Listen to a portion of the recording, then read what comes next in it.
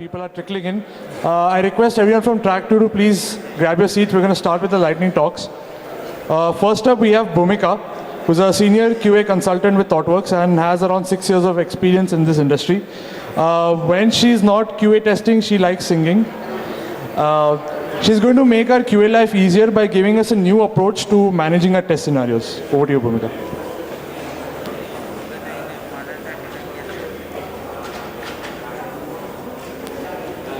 Good afternoon, everyone. We'll just wait for about 5 minutes for everyone to settle down.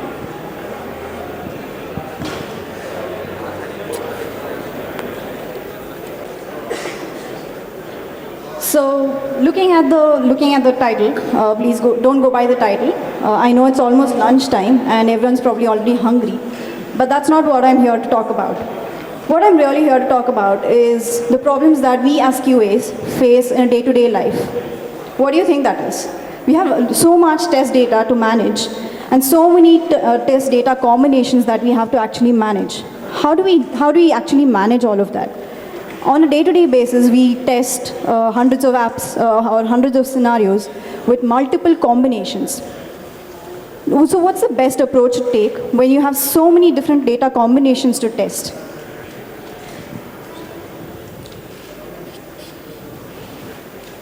So that's how most of us look like when we have so much to test and we have no way to organize our test data and we are struggling to figure out what's the best way or how do I keep track of my data and then see how I will use that data to do our regression testing much later on.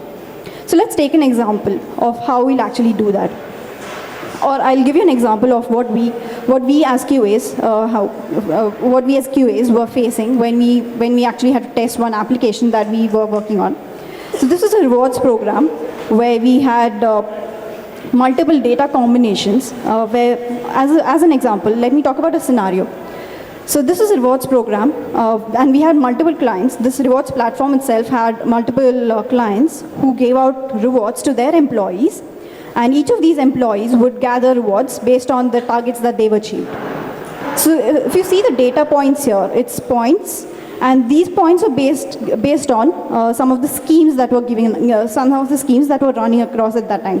So it could be a Diwali scheme, it could be a Dasara scheme, or it could be a combination. So as a user or as an employee of one of these companies, I would have points based on targets that I've achieved, and I would get points.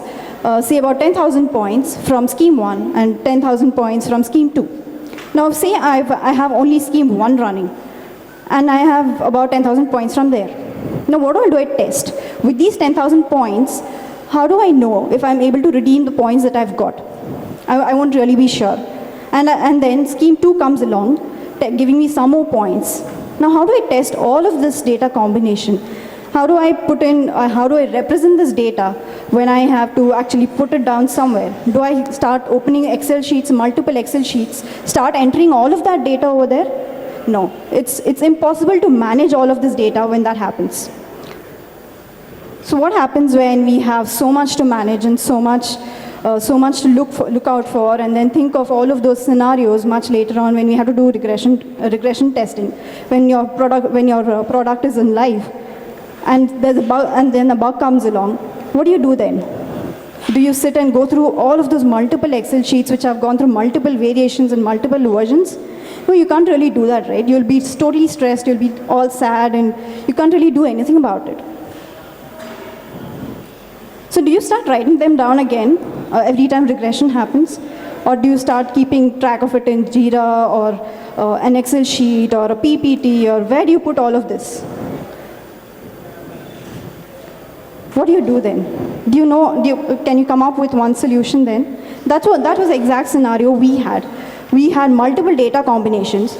We didn't know what to do. We'd had to figure out a very simple way to put in all of this data somewhere or represent them in some way, and then keep track of it in some place, and then come back, look at it, and easily figure out this is what I need to test when a bug comes along, or this is what I need to test when my product is going live.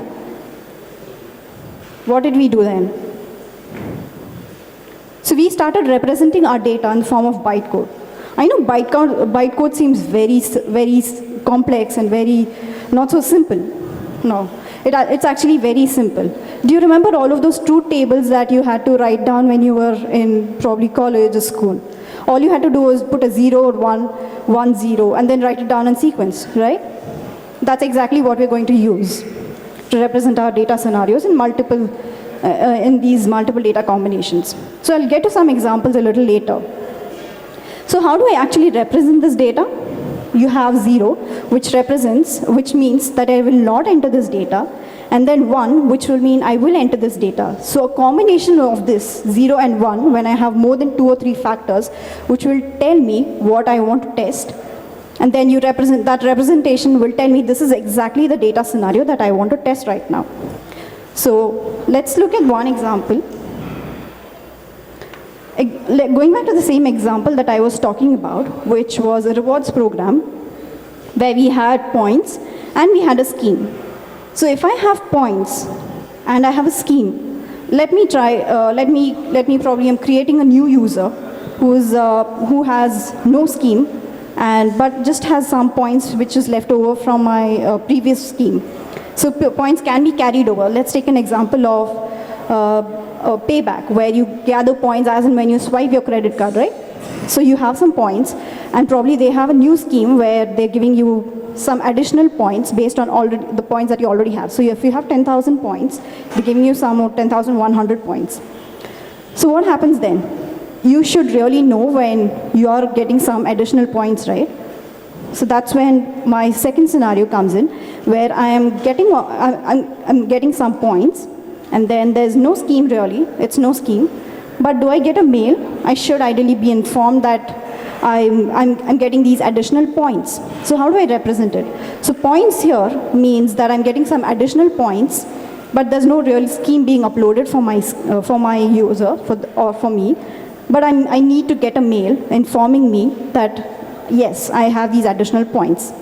On a similar note, when a new scheme is added, but there's not really not really too many points being added, or just 0 points being added, because the scheme hasn't started, but I'm being motivated and I'm being told that this scheme is starting in some time, start working, you'll get those points in some time.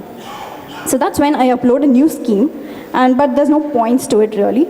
So I'm not adding any points while testing this data.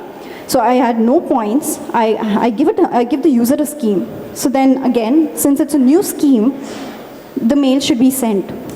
So that's one more scenario. Now another scenario where I'm trying to represent 1-1, meaning I'm getting some new scheme and I'm getting a new point, or I'm getting new points, I should still be informed. So I get another mail which tells me that I've got some points and I've got some schemes. So what does the last 2 tick marks represent? It may, when you see send, that could be your expected test result. The last column could represent the actual test result. So these are your data scenarios or data combinations or whatever you could call it. And this you could just put it anywhere. You could just take a picture of it, write it down on a piece of paper, and take a picture of it, upload it along with your test cases. It's as simple as that.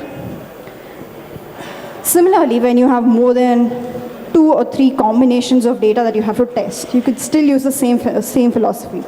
So this is another example from the same platform where we had 3 factors, and we had to try and figure out when do we send out a mail.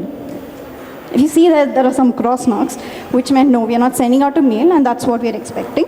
And there are some numbers in that send column, which meant I just get 1 mail, or I just get 2 mails, etc., etc. So if you see these numbers, they're in sequence. It's 0, 1, 2, 3, 4, 5. It's your simple truth table, which we learned long back, and it is still your byte code, right? You could just write it down anytime. Just start writing down this combination when you have these multiple data combinations, and you're through. And if you have to do your regression testing, all you have to do is look at this. You know you've tested every possible combination, and you're good to go. You can just go ahead and tell your developers, you know what, I've tested everything. I don't think you'll find a single bug in the system anymore. The next example is very similar. You have 4 possible factors filling in. So you could just go on writing this table. You could have multiple combinations. So how do you arrive at this number? the number of rows that you are trying to test. It's just the number of data factors or factors that are trying to test, which is in this case 4. It's just 2 power 4 minus 1. Minus 1, why? Because the first one is always 0, 0, 0, meaning I don't have anything to test, so I'm not going to test it. The rest of them are just every scenario. So I have some achievements, some points, something else is not there. Yes, I just go ahead and test all of them. So to conclude, what do I do out of all of this data? What do I do with this kind of testing? Is that, you know what, I have all of this data. It's very simplified now. I just have some small calculation to do. I just have to represent all of my data in a very simple byte code, and you're good to go. And even with regression testing, it's very simple. There's not much you can, you don't have to keep track of hundreds of versions of your Excel sheets where you're trying to write down your scenarios, trying to figure out, oh my God, did I really test that or not? Just have to put a tick mark and you're through. So regression testing becomes very, very easy because you know you've tested every possible combination, and even your bugs, you know what, you can just tell, you can point out, yes, this is the exact scenario which failed, probably because I missed it while testing. So it makes your life simpler. At least it made my life simple, and the other QA in our team also simple when we represented our scenarios this way. Thank you.